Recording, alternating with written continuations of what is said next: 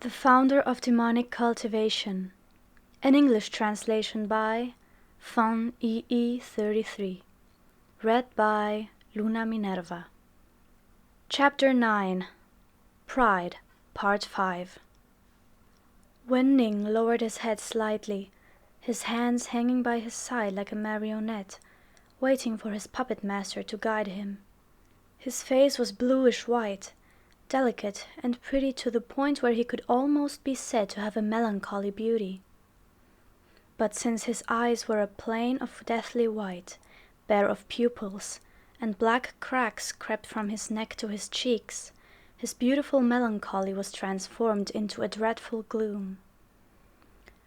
The hem and sleeves of his robe were shredded and ragged, revealing wrists as terribly pale as his face, shackled inside pitch-black iron rings and wrapped in iron links along with his ankles. The dragging chains had produced the clinks and clanks they had heard earlier.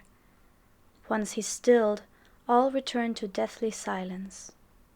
It wasn't hard to figure out why all the cultivators present were scared out of their wits. Wei Wuxian was not a bit calmer than the rest. Waves of fear crashed over his head, and his heart convulsed with dread. The problem wasn't that Wen Ning was here, but that he was anywhere in the world of the living.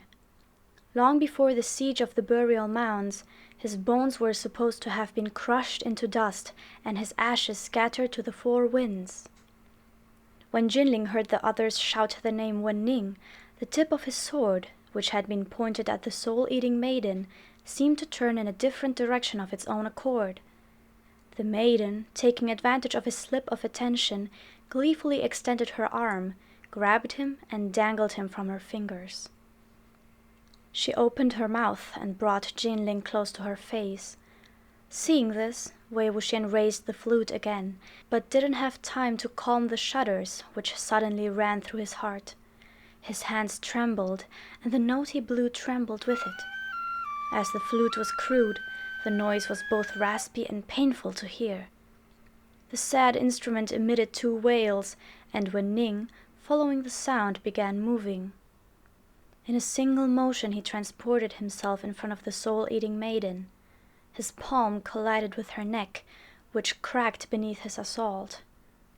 Her body remained stationary, but the force of the blow twisted her head until it stood the opposite direction from the rest of her body. Yet still she continued smiling. Wen Ning hacked at her again, cleaving her right hand, which held Jinling clean from her arm. She lowered her head and looked at her severed wrist. Rather than wrenching her head back in the proper direction, she turned until both her head and back were facing Wen Ning. Afraid to relax a single second, Wei Wuxian bowed his head for a breath and then commanded Wen Ning to face her head-on. However, his bewilderment grew quickly. Low-level walking corpses had no ability to think for themselves, and thus required instruction and ongoing guidance. Even the more dangerous fierce corpses also frequently had addled minds and lacked true consciousness. But Wen Ning's situation was different. He was forged by Wei Wuxian. Back in the day, even the fiercest corpses were no match for him. He could think and learn, and other than his lack of fear of injury, fire, cold, poison, anything that caused the hearts of the living to shiver with dread, he was no different from any other human. But it was obvious that the Wen Ning in front of him had no mind of his own. As Wei Wuxian muddled through his startled confusion, surprised shouts sounded from the gathered crowd. Wen Ning had battered and kicked the soul-eating maiden into submission and was now holding her fast to the ground. Beside him, a boulder taller than a human stood, which he lifted and smashed directly onto the maiden's stone body, pounding her into dust. From the center of the pale ring of rocky debris, a pearl haloed by snow-white light rolled out. The core that had condensed from the 10 or so living souls she had swallowed. If it was taken back and carefully dealt with, the souls she had recently eaten could still be returned to their bodies. However, everyone was too busy to care about the pearl. All of the swords, which had originally been pointed at the soul-eating maiden, now turned to another target. One cultivator hissed forcefully, "Surround him!" Some hesitated but answered the cry, but even more wavered and slowly retreated. The same cultivator again shouted, "My fellow cultivators, we must stop him and prevent him from escaping! This is Wen Ning!" These remarks woke up the crowd a little. How could a mere soul-eating creature compare to the ghost general? Though they had no idea why he had appeared, killing even 1,000 soul-eating ghasts was no match for capturing a single Wen Ning. After all, this was the yearling Lao Tzu's most obedient servant, a rabid dog which snapped without warning. Accomplishing such a thing would bring them great fame in the world of cultivation, and the value of their names would soar skywards. After all, they had rushed to Dafan Mountain to fight over some ghastly beast or fiend for the sake of increasing their accomplishments. Rallied by this sort of cry, some were inevitably roused to fight, but the senior cultivators who had witnessed Wen Ning's madness with their own eyes still dared not to rush into action. The cultivator yelled one more time, "Why are you afraid? It's not like the yearling Lao Tzu is here." The seniors considered the situation a bit more. Right, why be afraid? His master's corpse had already been torn into thousands of little pieces. With these words, the ring of swords which surrounded Wen Ning abruptly shrunk. The fierce corpse swung his arms, and the heavy black iron chains whipped around him, knocking away all of the blades. He promptly stepped out of the circle and seized the nearest person's neck, slowly lifting him until his feet left the earth. Wei Wuxian could feel that he had played his flute with too much urgency, too much ferocity, and allowed Wen Ning to grow too vicious. He had to be suppressed. Steadying his emotions, Wei Wuxian confidently played a different tune. This melody flowed naturally from his heart. It was gentle and tranquil, worlds away from the bizarre, ear-piercing notes he had played earlier. Upon hearing it, Wen Ning stiffened, then slowly turned towards the sound's origin. Wei Wuxian stood in the same place he had in the beginning and met his pupilless gaze. A moment later, Wen Ning released the man he was choking, who tumbled to the ground. He lumbered step by step in Wei Wuxian's direction, his two arms hanging limply by his sides. His head drooped, and he dragged his chains, appearing disheartened. Wei Wuxian stepped backwards as he played, luring him over. This proceeded for a period, but as the yearling Lao Tzu withdrew into the mountain forest, a pure, chilly sandalwood scent invaded his nose. Shortly, his back collided with someone and pain wrung around his wrist. The sound of the flute abruptly ceased. An ominous feeling crept into his heart. He turned, and his gaze met Lan Wangji's pale, icy eyes. This wasn't good. Lan Wangji had personally seen him conduct corpses by flute in his previous lifetime. With one hand, Wei Wuxian's old acquaintance clenched him tightly, while Wen Ning stood dazed about 5 meters away. The fierce corpse looked around slowly, as though searching for the flute melody that had suddenly vanished. Somewhere far away across the forest, firelight shone, and the sound of humans crept closer. Wei Wuxian considered turning around and making an escape, but promptly decided against it. So what if someone saw him? Millions of people could play the flute, and the yearling Lao Tzu had enough flute-playing imitators to start a whole sect of corpse puppeteers. Even if they beat him to death, he would never admit his true identity. Firmly deciding to ignore the hand clamped around him, he lifted his arms and continued blowing. This time his playing was more nervous, more urgent. His breath was unsteady, the ends of his notes cracked, and the tune was both mournful and agonizing to hear. Suddenly, Lan Wangji's hands tightened, crushing Wei Wuxian's wrists to the point they felt in danger of snapping. Unable to withstand the pain, he loosened his fingers and his bamboo flute clattered to the ground. By now his instructions were clear enough. Thus, Wen Ning quickly retreated and vanished without a trace into the shadowy forest. Wei Wuxian feared that Lan Wangji would follow, intercept and kill the fierce corpse, so he grabbed his old acquaintance in return. But who knew that throughout the whole exchange, Lan Wangji would not spare a single gaze for Wen Ning, and instead pin his sharp, unbreakable stare solely on Wei Wuxian. Thus, the two continued clutching each other, eyes fixed on each other's faces. Then, Jiang Cheng rushed onto the scene. He had been sitting at Fojia village, waiting for the outcome of the night hunt with forced patience. Before he had finished a single cup of tea, however, a disciple who had anxiously fled the mountain ran up to him and began yammering about the thing on Dafan Mountain did such and such, how it was this, how it was that, how it was vicious and terrifying. Jiang Cheng's heart began fluttering and quaking upon hearing this, so he bolted back up the mountain shouting, "Ah Ling!" Though Jinling had nearly lost his soul, he had by now recovered from the experience. Standing solidly on the ground, he replied, "Uncle!" Upon seeing that Jinling was fine, Jiang Cheng's heart crashed back to earth like a boulder. Immediately furious, he said, "Didn't you bring a signal? Don't you know to fire it if you encounter something like this? Don't try to show off. Come here!" Since Jinling hadn't caught the soul-eating maiden, he was also angry. "Wasn't it you who told me I had to take the thing down no matter what? You told me if I didn't get it, I should never come see you again." Jiang Cheng wanted to slap the stinking brat so hard he'd fly back up his mother's birth canal, but he did actually say those words. Since he couldn't very well embarrass himself, the clan chief could only turn to sarcastically mocking the cultivators scattered randomly over the ground. "So what exactly thrashed all of you into looking so dignified?"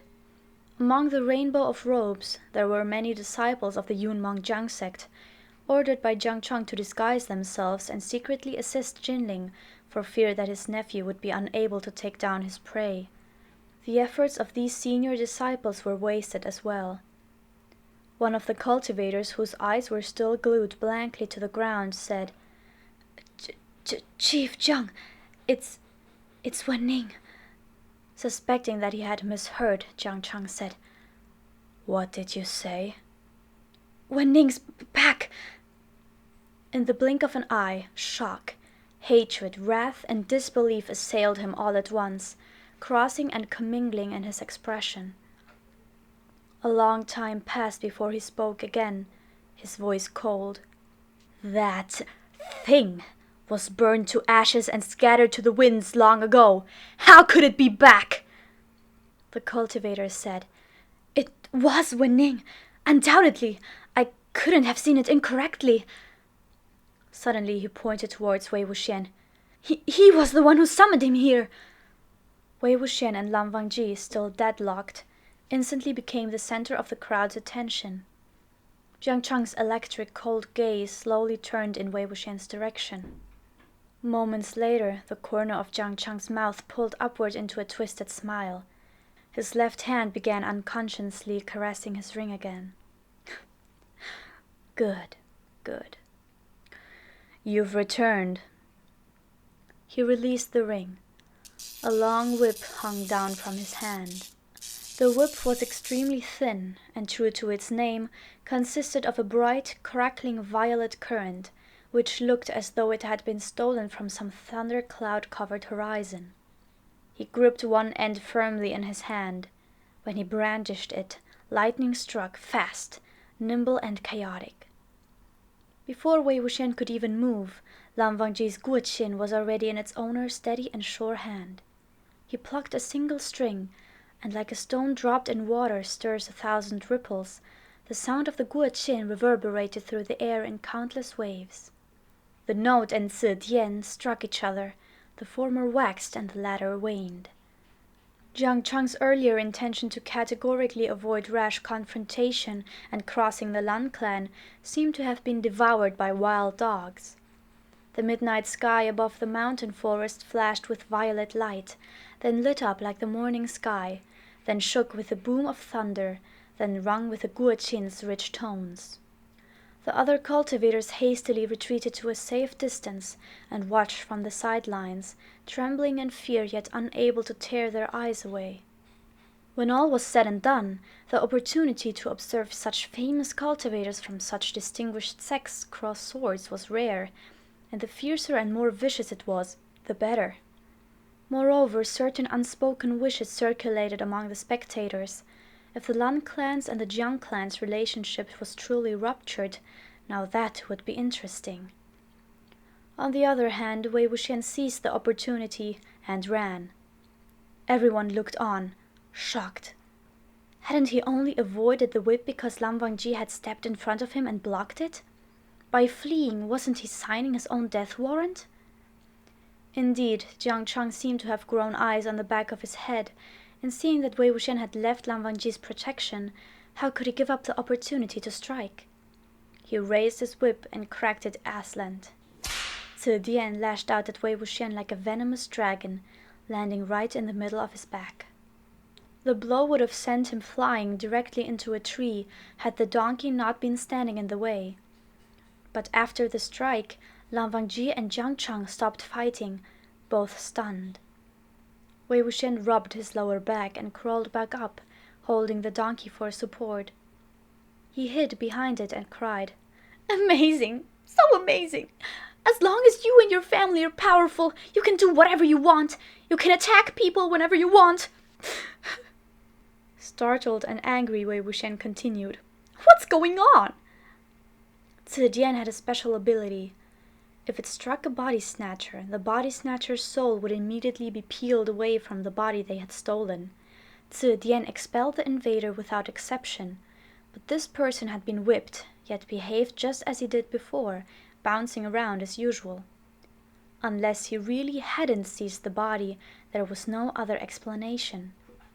Wei Wuxian thought, "How useless! Obviously Zedian can't whip my soul out. I didn't steal this body, someone offered it to me. Actually, he practically forced it on me." Jiang Chang's expression was surprised, but suspicious, and the intention to whip Wei Wuxian again crossed his eyes. But Lan Jingyi shouted, "Chief Jiang, isn't once enough? This is Zedian!" A cultivation tool the level of Zedian wouldn't fail on the first try only to succeed on the second. If no soul was expelled, no soul was expelled. If someone hadn't snatched the body, they hadn't snatched the body, or else the weapon was undeserving of its reputation. After Lan Jingyi's shout, Jiang Chang, a man who cherished reputation and prestige as much as life, was able to act no longer. But if this man wasn't Wei Wuxian, who could he be? Who else had the ability to summon Wen Ning? However Jiang Chang thought about the matter, it was unacceptable. He jabbed his finger at Wei Wuxian. Stony-faced, he shouted, "Who the hell are you?" One of the bystanders thought he finally had a contribution to make. Coughing hoarsely, he interjected, "Chief Jiang, you probably don't pay much attention to these things, so there are a few things you might not know. This here is Mo Xuanyu, one of the Lanling Jin sect's, he was once one of the Jin sect's outer disciples. But since his spiritual power was very low and he was lazy, and moreover, there was a matter of, well, he harassed a fellow cultivator, so he was kicked out of the clan. I also heard he went insane. In my opinion, he probably chose to take the corrupt path because he was furious he had failed on the righteous one. He may not actually be that Yiling Laozi in a stolen body." Jiang Chang said, "Matter of? Matter of what?" "The matter of, well, that matter." Unable to stand it any longer, someone else said, "His love of men." Jiang Chang's brows wrinkled, then unwrinkled, and the hatred in his eyes towards Wei Wuxian grew. There were a few more things the others did not dare say in front of Jiang Chang. Even if the Yiling Laozi's reputation was bad, people had to admit that prior to Wei Wuxian's defection from the Yunmang Jiang sect, he had been famous far and wide for being a gorgeous man, cultured, sophisticated, and proficient in all the arts of a gentleman. Among the young masters of all the clans of cultivation, his appearance and personality were considered the fourth best, and he was described as bright, clever, and full of life. The irascible Jiang Chang was fifth, and had to endure being beaten by him, a fact that no one dared mention. But Wei Yin conducted himself in a reckless, libertine fashion, and loved to have secret entanglements with beautiful women. No one knew how many female cultivators had suffered disaster because of his shameful love affairs, but no one had ever heard of him liking men. Even if he wanted to snatch someone's body to come back and avenge his own death, someone as cultured as Wei Yin couldn't have chosen this gay lunatic who ate fruit while riding a donkey and painted his face to make himself look like a hanged ghost. Yet another person muttered, "No matter how you look at it, it isn't him, right? Plus his flute playing is awful. He hasn't really learned to play only to make ridiculous, shoddy imitations." During the Sunshot campaign, when the yearling Lao Zuo took the battlefield, he blew his flute the entire long night, directing the 1,000-strong battle lines of his ghost army. He swept away all opposition, annihilating anyone, man or god, who stood in his way. The sound of his flute was like music from the heavens. How could anyone ever mention it in the same sentence as the hoots and wails of that discarded son of the Jin clan? No matter how terrible Wei Wuxian was as a person, they couldn't be compared. It was too insulting. Wei Wuxian felt a bit depressed.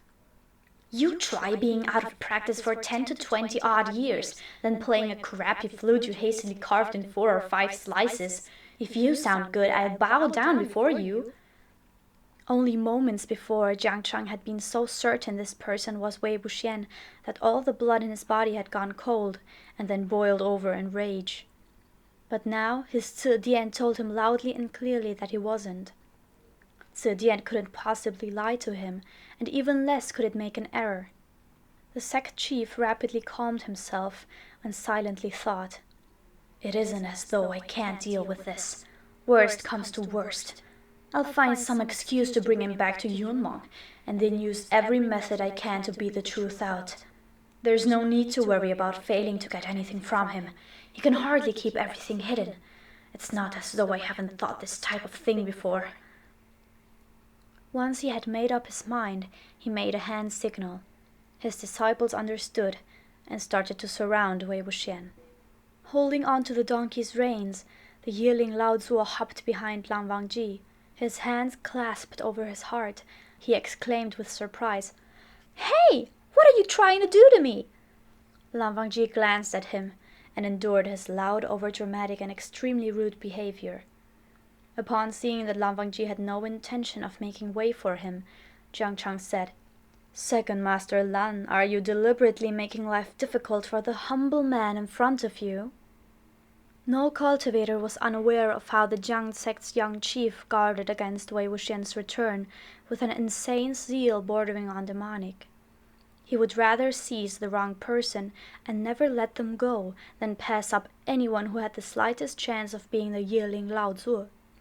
As soon as he saw anyone he suspected of being Wei Wuxian, he would haul him back to Yunmeng and try to torture a confession out. If they allowed Jiang Chang to tie this person up and take him away, it would undoubtedly be the same as letting the sect chief beat the poor man half to death. Thus Lan Zijue said, "Chief Jiang, the facts are laid out in front of you. Young Master Mo's body hasn't been snatched. Is it really necessary to make things so difficult for a nameless disciple?" Jiang Chang replied coldly, "Then why is it necessary for Second Master Lan to protect a nameless disciple so fastidiously?" Suddenly, Wei Wuxian let out a couple of puffs of barely suppressed laughter. He said, "Chief Jiang, involving yourself with me like this, I feel awkward." A muscle twitched in Jiang Chang's temple. He had a suspicion that the next thing this person was going to say would not make him look good. "You're too kind, thank you," Wei Wuxian said. "But you've overthought this. Just because I like men doesn't mean I like any and all men. And it definitely doesn't mean I'll go with any man who waves at me. You're really not my type." Wei Wuxian was deliberately trying to embarrass him. The thing this Jiang Chang hated the most was being compared unfavorably with someone else, no matter how dumb the comparison.